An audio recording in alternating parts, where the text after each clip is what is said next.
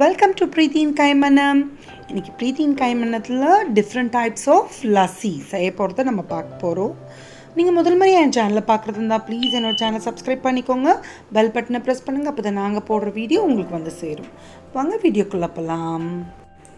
இன்னைக்கு நம்ம 5 different types of lassi நம்ம செய்ய போறோம். இன்றைக்கி நான் கெட்டியான தயிர் எடுத்துக்கிறேன். நம்ம வீட்லேயே நம்ம தயிர் துவைச்சி வச்சது. இது நான் வந்து டிஸ்கிரிப்ஷனில் கொடுக்குறேன் எப்படி செய்யணுன்றது.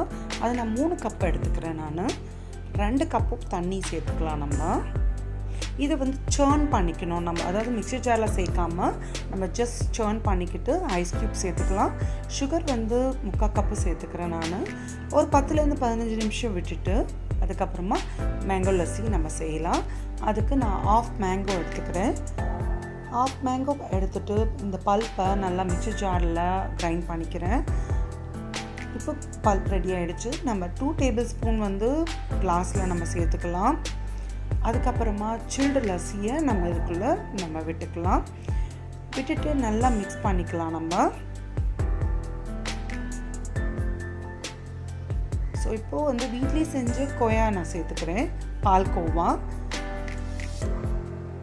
நல்லா மிக்ஸ் பண்ணிவிட்டு அதுக்கப்புறமா சில்லாக சர்வ் பண்ணுங்க. பாதாம் அண்ட் பிஸ்தாவோட சர்வ் பண்ணுங்க. ஸோ ரெண்டாவது ரா மேங்கோ லஸ்ஸி செய்ய போகிறேன். நான் அதுக்கு ½ மேங்கோ எடுத்துக்கிறேன். ரா மேங்கோ எடுத்துக்கிறேன். அதையும் நான் பீசஸாக கட் பண்ணி கிரைண்ட் பண்ணி நான் குக் பண்ண போகிறேன். இப்போ பல்ப் ரெடி ஆகிடுச்சு. குக் பண்ணிக்கிட்டேன். ஸோ இதுக்கு 2 tablespoon raw pulp mango எடுத்துட்டேன்.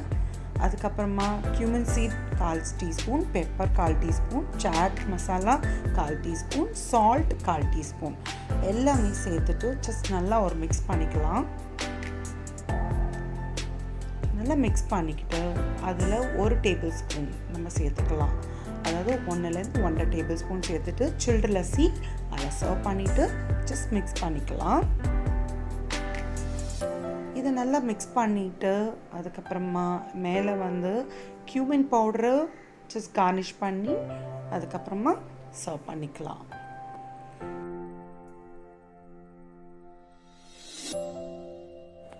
இப்போ கேசர் பிஸ்தா லஸ்ஸி நம்ம செஞ்சுக்கலாம். அதுக்கு ஒரு பாத்திரத்தில் 1 கரண்டி பால் விட்டுட்டு 15 ஸ்ட்ரான்ஸு சாஃப்ரான் சேர்த்துக்கலாம். 20 பிஸ்தா மிக்ஸி ஜாரில் சேர்த்துட்டு இந்த சாஃப்ரான் பாலையும் சேர்த்துட்டு கிரைண்ட் பண்ணிக்கலாம். இந்த கிரைண்ட் பண்ண மிக்சரை நம்ம ஒரு கிளாஸில் ஐஸ் க்யூப்ஸ் ஆட் பண்ணிக்கலாம். ஆட் பண்ணிவிட்டு சில்டு லஸ்ஸியை நம்ம இது கூட சேர்த்துக்கலாம். சேர்த்துட்டு ஜஸ்ட்டு நல்லா மிக்ஸ் பண்ணிவிட்டு மேலே பிஸ்தா அண்ட் சாஃப்ரான் வச்சு கார்னிஷ் பண்ணிக்கலாம். அவ்வளோதாங்க, கேசர் பிஸ்தா கொயாவோடு நம்ம சர்வ் பண்ணிக்கலாம். ரொம்ப டேஸ்டான லஸ்ஸி ரெடி ஆகிடுச்சு.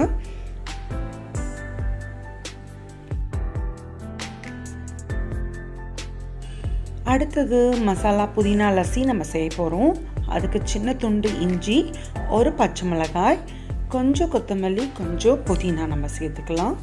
இதை மோட்டர் பிஸ்டலில் ஆட் பண்ணி ஜஸ்ட் க்ரஷ் பண்ண போகிறோம். நம்ம மிக்ஸி ஜாரில் ஆட் பண்ணி நம்ம கிரைண்ட் பண்ண வேண்டாம். ஜஸ்ட் க்ரஷ் பண்ணால் போதும். இதுக்கு 1/4 டீஸ்பூன் சால்ட்டு, அதுக்கப்புறம் 1/4 teaspoon cumin powder, black pepper 1/4 teaspoon, chaat masala 1/4 teaspoon add பண்ணி நல்லா ஜஸ்ட் க்ரஷ் பண்ணிக்கலாம். இதை நம்ம 1 டேபிள் ஸ்பூன்லேருந்து 1.5 டேபிள் ஸ்பூன் வரைக்கும் நம்ம சேர்த்துக்கலாம். சர்க்கரை ஆப்ஷன் சேர்த்துக்கலாம். சில்டு லஸ்ஸியை நம்ம ஆட் பண்ணி ஜஸ்ட் மிக்ஸ் பண்ணிவிட்டு அதுக்கப்புறமா மேலே கியூமின் பவுடரை சேர்த்து சர்வ் பண்ணிக்கலாம். ரொம்ப டேஸ்டான லஸ்ஸி, ரொம்ப நல்லாயிருக்கும். லாஸ்ட்டாக சாக்லேட் லஸ்ஸி நம்ம எப்படி செய்யலான்றது பார்க்கலாம். அதுக்கு நான் டைரி மில்க் எடுத்திருக்கேன். இதில் வந்து 10 பீசஸ் இருக்குது. நம்ம இதை வந்து ஒரு பேனில் ஹோம்மேட் கண்டென்ஸ்ட் மில்க்கை ஆட் பண்ணிக்கிறேன். நான் 2 டேபிள் ஸ்பூன் ஆட் பண்ணிவிட்டு அதில் சாக்லேட்டு சேர்த்து மெல்ட் பண்ணிக்கலாம். ஜஸ்ட்டு ஸ்லோவாக மெல்ட் பண்ணால் போதும்.